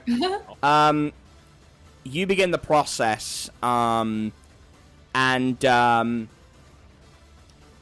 you start hearing a horrific roaring from inside this creature as it starts shuddering, and the head of the back, it recedes within the body, and the head at the front that is holding on to Jimmy, it actually lets the sword go. Jimmy's still on fire, or like burning, and it also recedes, and they form a larger head, which is skeletal, and it's towering over, and it's pointing directly up towards the top of the canopy, and JJ emerges, and he's half dead now, like his body is like deteriorating, and he says, "Well, it's the season finale, folks, and if Jericho Branch wants to take us out, we'll just take him with us. The Death Fractal, our last stand. Who will get it done first, you or us?" And that mouth opens, and it is charging up a Vanta Black Beam. Victor. Ready for anything, baby. Let's see. What do you want to do? Do you want to help Jericho? Let's go. Let's go. Jericho, Okay. Go. Let's say. Mate, you're cheerleading. Okay, I like it. I respect Moral it. support, yeah. How do you want to help Jericho? So obviously, you are a fractal yourself, so you have magical abilities same as him. If you want to pour your own hand in and lend him, like, your abilities. Go with that. Probably the safest option. Okay. Just give me a weird roll. Weird. Okay. Damn. How much harm have you taken? 3 out of 7. Okay. Are you left-handed or right-handed? Oh shit! No, actually, Amy. Yeah, that's a point. Actually, let me just. Amy just put that in right before we rolled. Can you? You could also make a portal to eat the beam. Although I will say, Amy, you don't actually know what this beam's gonna do. This isn't like. I don't. I just know Vanta Black is a very scary color. Yeah. I mean, Victor could. So actually, I'm gonna. You've got the 9 now, Victor. Do you want to do that, or do you want to you want to help Jericho? Because either way, the consequence is going to be the same. Let's start the beam. Okay. So you're left or right-handed? Right-handed. My friend, your left arm is what you use to create this portal, and it is starting to rot. You realize that the energy coming out of the fractal it erodes living tissue. And you've opened up a portal, and it's gone to, It's gone to, your favorite Sonic Con. Oh no, I'm sorry, Amy, I've just seen a message. You can't heal this. His arm tissue is gone. He's literally, it's literally muscle, and like he's not feeling it, but it's pretty gross. Yeah, this is your Sonic Con. You can't heal death, but yeah, like you see a Victor Mendoza who's dressed as Shadow, and he's just like, hey, I'm Shadow the Head, and like, you see that as this energy. Bear in mind, they've not fired yet. The move hasn't fired, but it's charging. It's actually pulling in their living tissue from this portal, which is opened overhead. And all the other Victor Mendozas that are at this con Some of them are dressed as Rouge the Bat with massive knockers. Some are dressed as Eggman, but they're all like... Some of the ones further back are like running away going, "Fuck you, Victor Mendoza Prime! Fuck you!" And they're just trying to get away as it's eating living tissue. And it's swirling into this almost like black hole-like structure. And, yeah, it's not good. But that might end up being a potential distraction. But that is your 9, so you've got the portal open. That's your thing. Okay. I yelled to the portal, "Some of you may lose your lives, but that's a risk I am fully willing to take."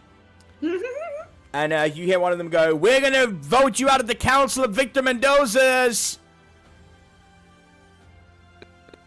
It's a democracy, you fuck. You have no power. Sit down. I know, one of your knockers fell off back there. Okay. So, as you, oh boy. Okay, well, there's an 11. And, as... shit. And... I can't avoid this, but, like, you hear a voice, Victor. And it says, "Hisashiburi da yo, Victor. Watashi no koto ga koishikatta desu ka?" It's been so long, Victor, did you miss me? And, a single individual is visible from the back of the con. And before you close the portal, instinctively, with what's left of your left arm, you see a crown. And a pair of eyes. And It's King Minion, I whisper to myself. yeah, and before he can get closer, you shut the portal. And that blast ruptures from the mouth. And the mouth full-on splits in half as it goes up through the canopy and into the night sky. And the clouds overhead blacken and something is undulating within them. And you see the very same tentacles you saw before, those black tentacles that spread across Mantis Bay, giving everyone bad dreams. It's spreading over Sturgeon. And it is spreading quickly. And, all you hear is JJ, screaming, "Death! Death! Everlasting death! For the voids to feast on!" And, it's getting pretty dicey, gang. Callista, what do you want to do? Oh, fuck.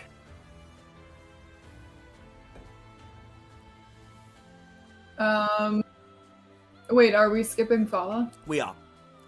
Oh, okay. Well, am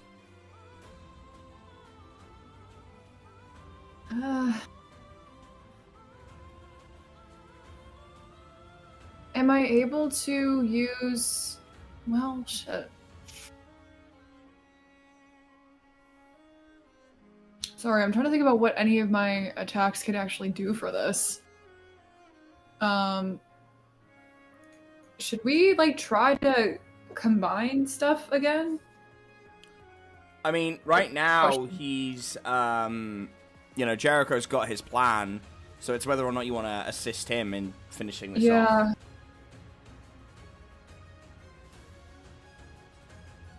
Okay,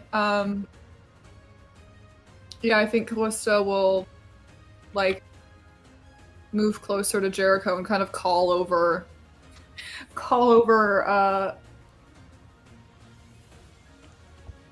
what are you planning? Tell me what you're doing and I can help. Just like Babylon and Zephyr, except more like what happened to Deimos. We ripped the fractal out. No more giant JJ monster.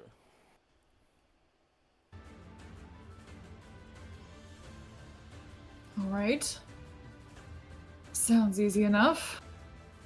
Could be. Could not work. I'm good, but I'm not thinking about that right now. Can I like lend him some of my Eldritch energy? Is that something I can do to help this? Or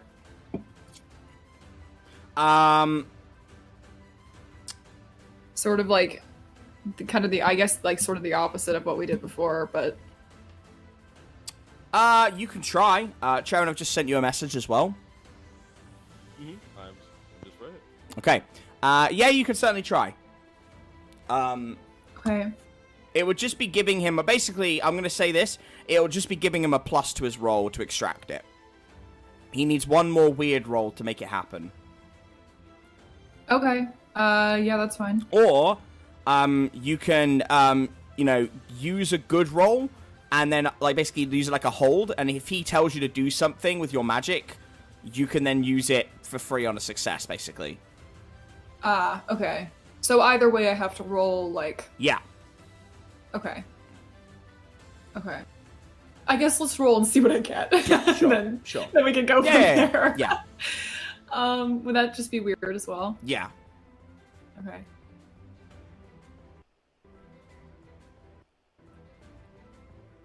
Okay, an 8. Alright, well. I'll give you, it's a mixed success, so... What do I want to do to mixed success?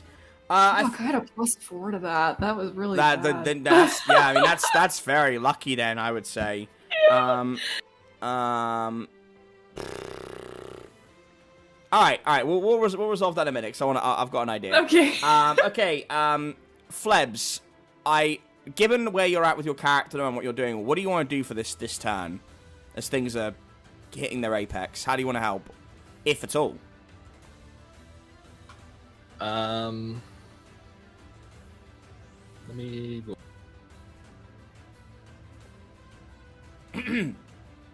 I guess I'll just try and shoot again.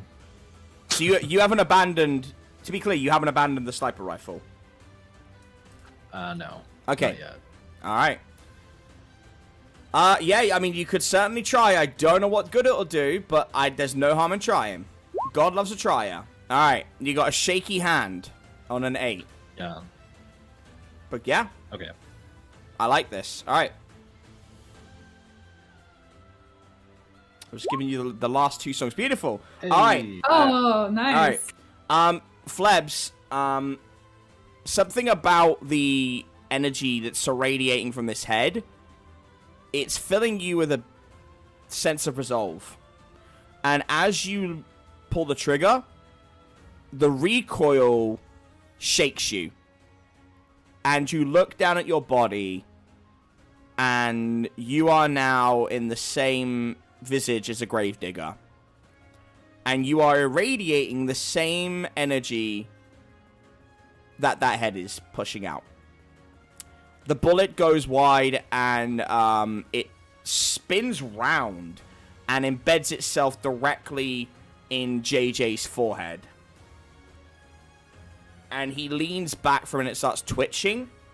And his body starts to split and expand into that mantis form again.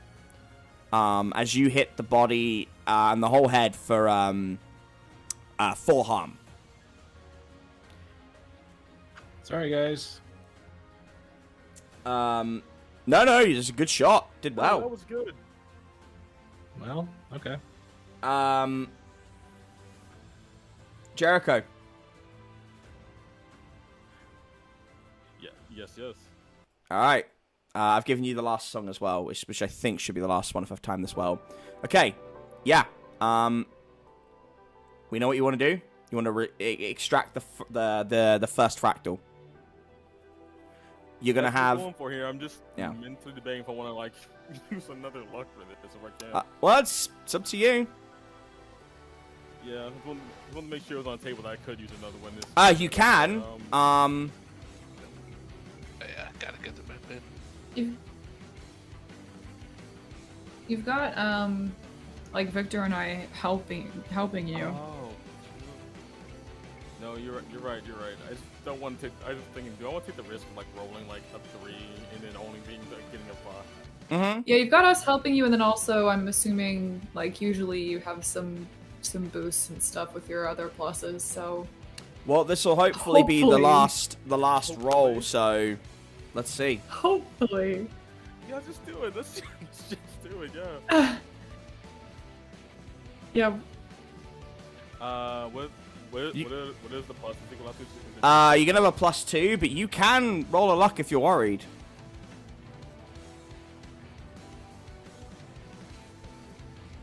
Nah, of course not. Jericho's not worried. He's got Raptor Friend, he's got his Eldritch Friend helping. This is gonna end well. He's got complete faith in this. Okay. Alright. Gonna do +2. Okay. Alright, let's see if we can finish this.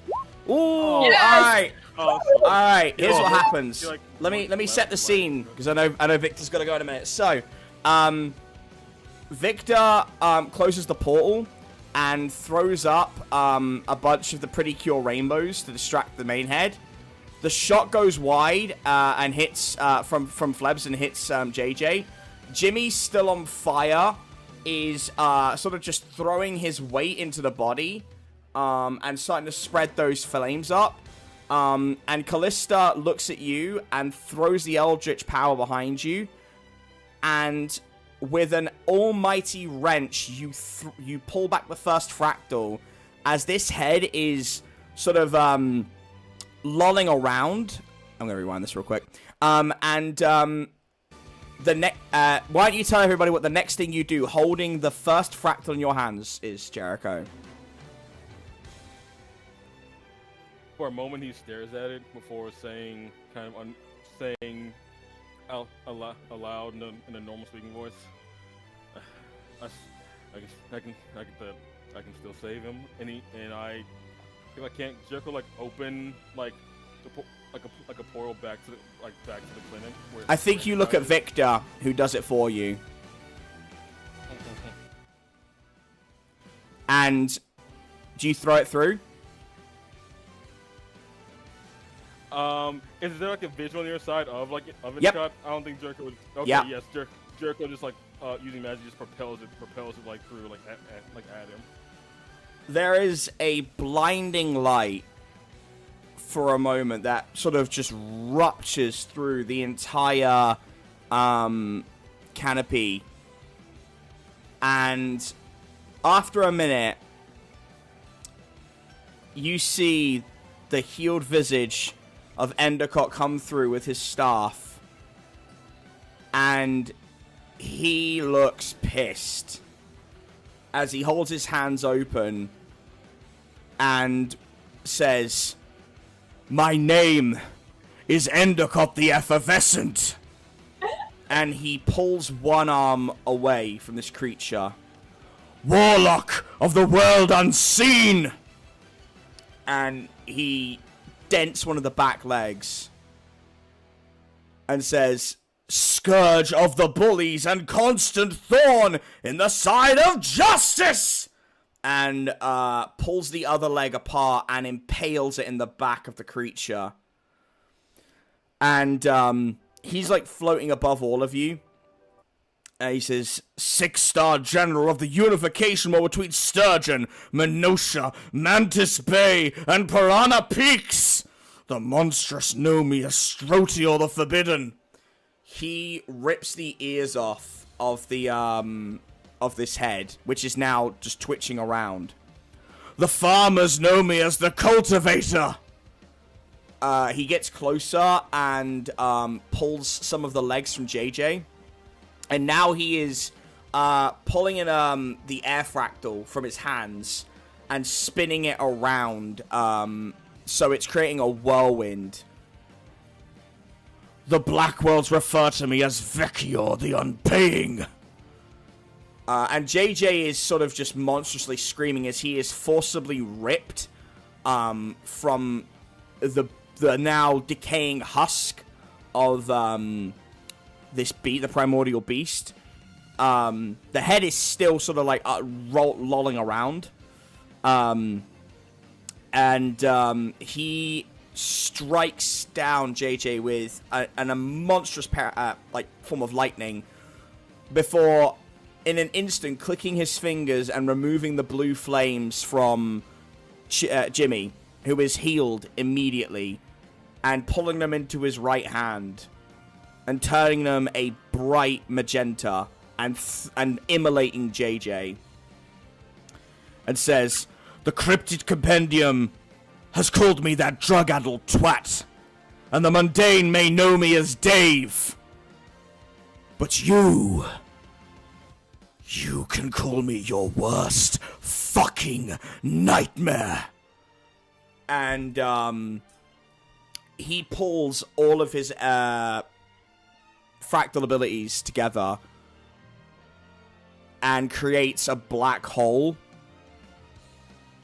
and effectively shoves it onto JJ and sends him into the sky.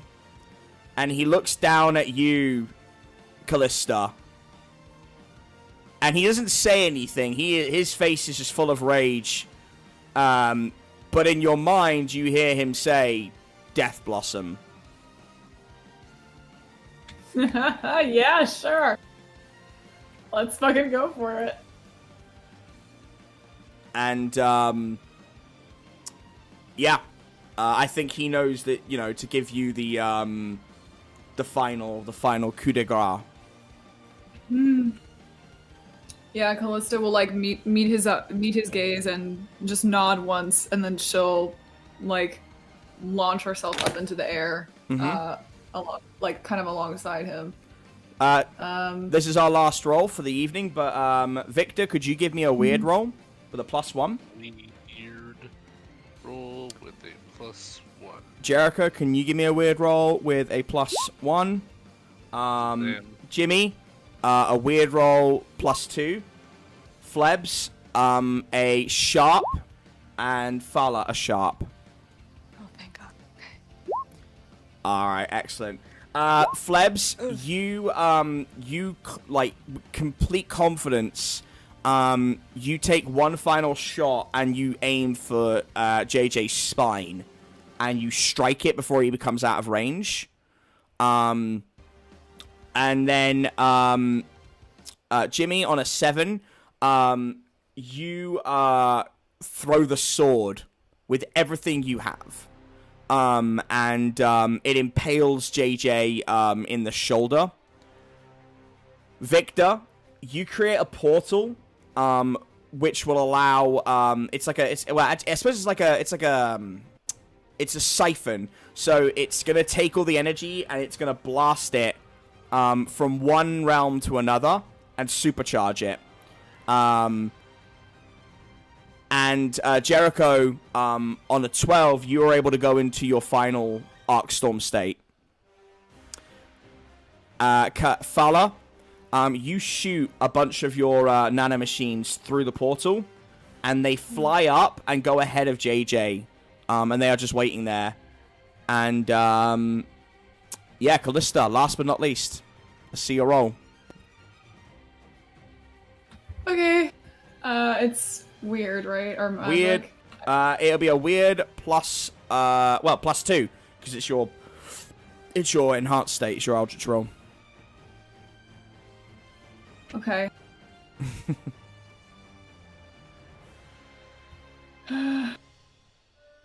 Yeah, 14. Oh my God.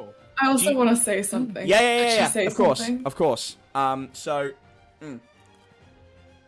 You hear JJ almost like communicating with you and saying, "You could take me down, but the hate will remain, and we will come through, as has been ordained. All shows have reunion tours." Callista? Yeah, I imagine Callista, like, as she's charging up her eldritch energy. It's all like collecting in her hands as she raises into the air. And she says, you have taken so much from us, JJ. Time and time again. It's about time we took everything from you. You feel a glow around you as Eustace, battered but not beaten, heals you. Not that you need it at this stage, but he imbues you with extra energy.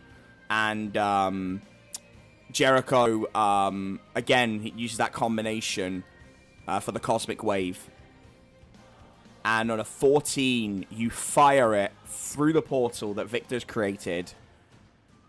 And through the hole in the canopy, as JJ's going up, you see the firework of explosions from Fala's bombs.